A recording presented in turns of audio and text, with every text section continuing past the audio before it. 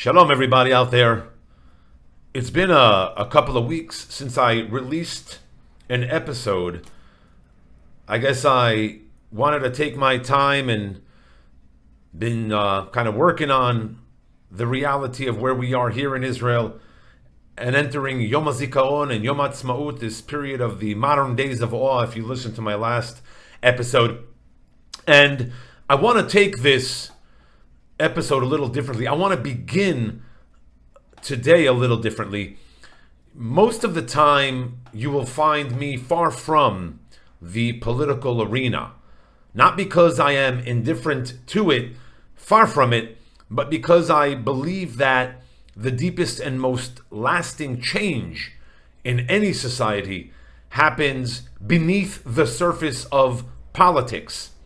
It happens in the choices people make in their kitchens, in their conversations, in their willingness to show up for one another on any ordinary day. But today, I feel a certain calling. I feel like the need to speak, not as a commentator, not as an analyst, a political analyst, but as someone who lives here in Israel, who breathes this air, who walks in its land, who watches my children and all children grow up in the shadow of everything this land carries, its beauty, its burden, its extraordinary promise, and the challenges we face today. What I want to share with you is not a political endorsement per se. It is something I believe goes much deeper than politics. It's about a single word, a single Hebrew word that surfaced in the news this week and stopped me in my tracks, causing me to reflect, to think, and to consider, not because of who said it, but because of what it names. And that word is Yachad. Yachad, which means in English, together. It happens to be the name of my kehillah, the community, the minyan I belong to, called Yachad. But this is where this episode begins, with this word, together. This week we heard the news of a political alignment here in Israel. Two former ministers joining forces, anchoring their platform around a single word, together, Yachad. I'm not going to spend time in this episode evaluating that alliance, nor predicting what it means for the Knesset, the Israeli parliament, or analyzing the coalition or the mathematics of it and how it might be formed or not and who's going to get which role. There are plenty of voices out there who are doing just that. What I want to do is something different. I want to ask, why does that word Yachad, together, land with such force right now? Why does it feel like more than a campaign slogan? You see, the root word Yachad in Hebrew does not simply mean cooperation. It does not mean tolerance or existence or even partnership. Its root, Yud Chet Dalid, carries the sense of a unified wholeness, a state of being gathered into one. It is not something you do so much as something you become. And right now, for many Israelis, it names exactly, precisely what we feel we have lost. So before we go any further, I want to ask you to hold a question close to you. When was the last time you felt Yachad, Biyachad, real togetherness in Israeli life, in the Jewish world? Not the performance of unity, but actually the real thing. Hold that question as we move forward.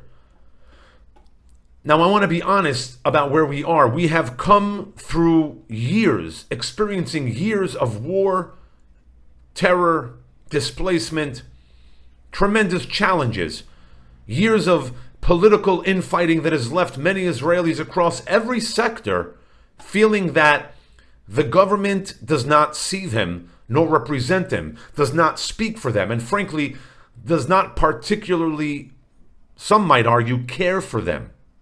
We have watched the blame game play out with extraordinary creativity and very little resolution. And underneath all of it, I believe there is a wound that has not yet been properly named, let alone healed. In the Anchor of Hope framework, that's this podcast, that guides so much of what I like to talk about, I often speak about Tikkun Israel preceding Tikkun Olam. The phrase Tikkun Olam, repair the world, it's become something of a Jewish cultural shorthand for doing good in the world, for healing the world. And it is a beautiful aspiration. But I want to be clear about something. You cannot repair a world from a fractured home. You cannot help someone else when you yourself need help. You cannot be a light to the nations when the internal coherence of your own people has been hollowed out.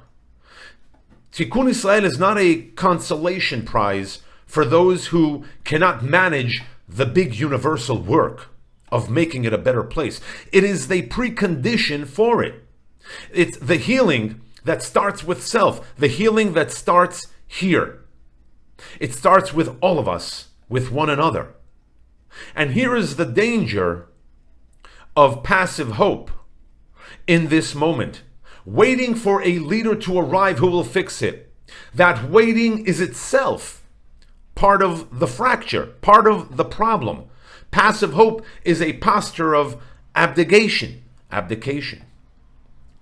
It says, someone else will handle this. It says, I believe that there will be results. Maybe a miracle will take place.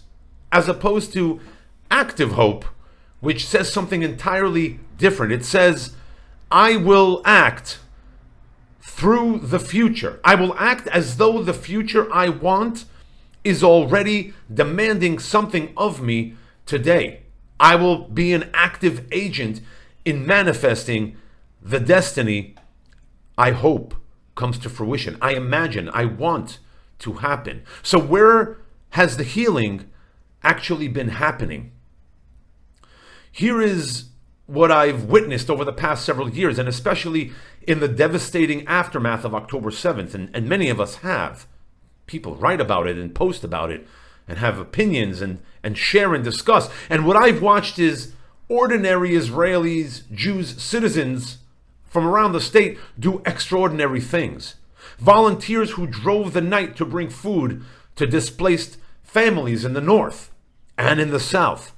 Communities that open their homes to strangers without being asked.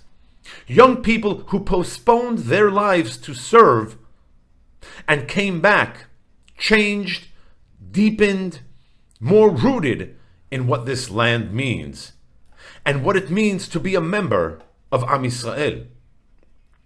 Organizations launched in those days that are still running to this day. Grassroots networks of mutual care and support that the government did not create and cannot replicate.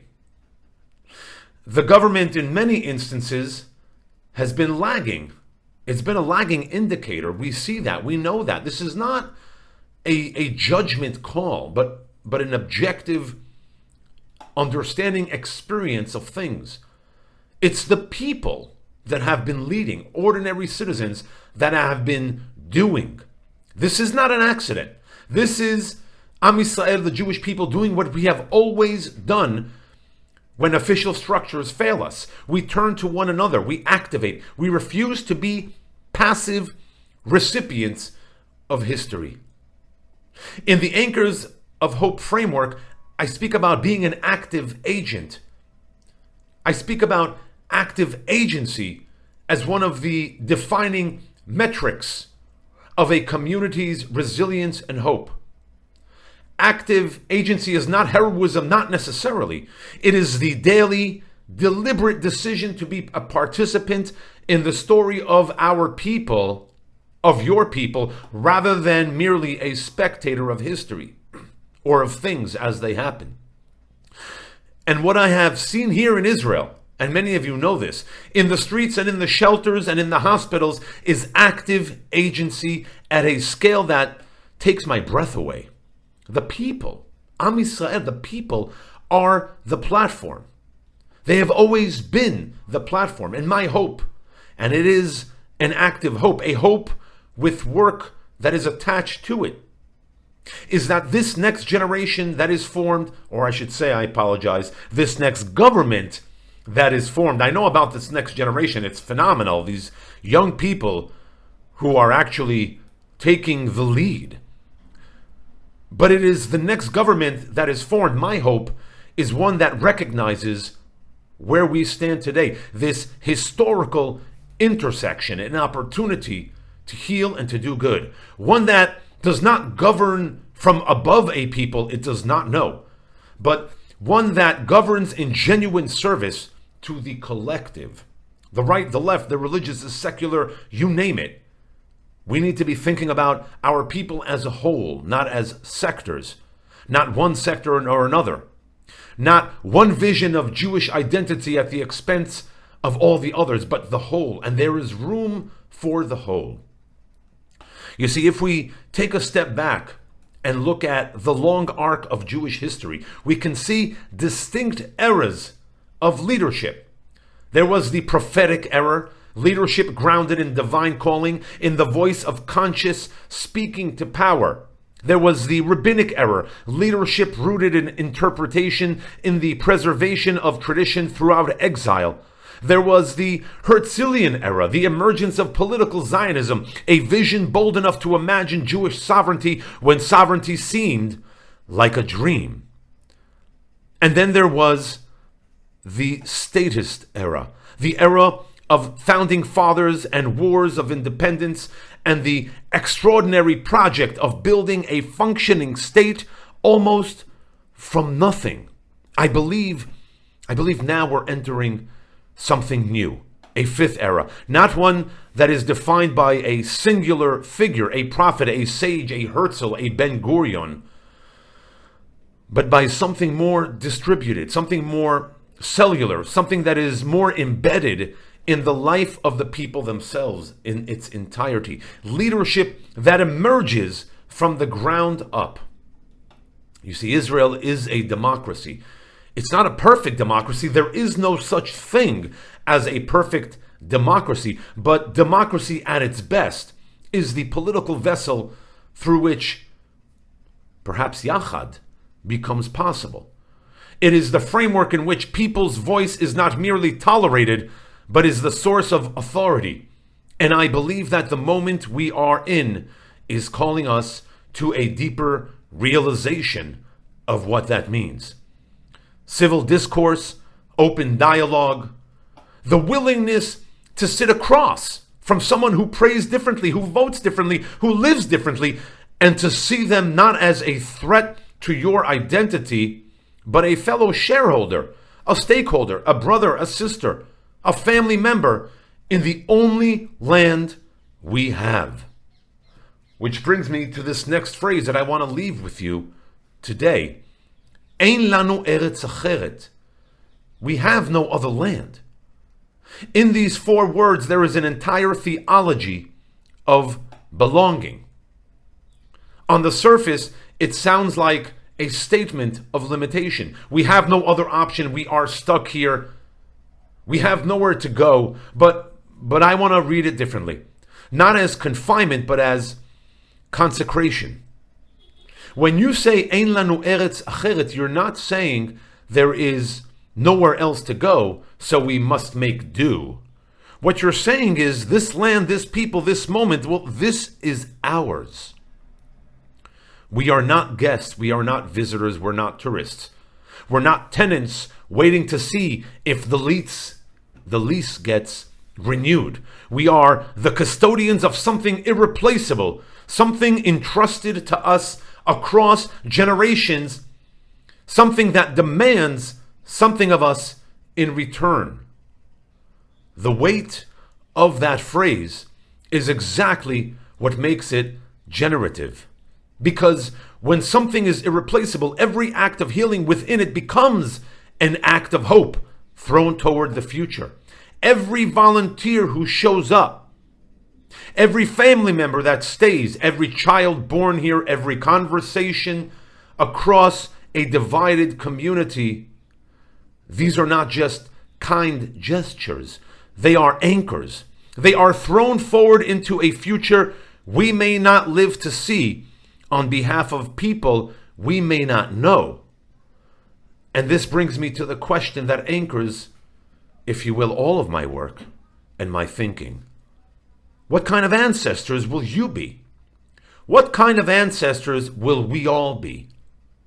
Not the kind of politicians that will be elected, not which coalition will hold, not questions or other fragmented or divisive topics that point fingers at the other.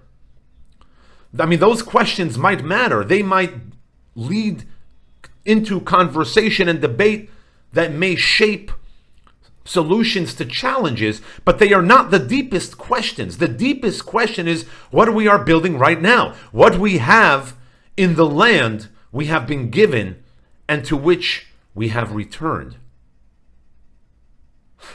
I said at the beginning that I came to this episode reluctantly, that I usually stay away from politics, and I still believe that the important work is not necessarily political, that the most important work is in the homes and communities and the conversations and the relationships that no government creates and no election ought to destroy or can destroy. But the word Yachad stopped me when I heard it, because Yachad is not a political slogan as far as I am concerned.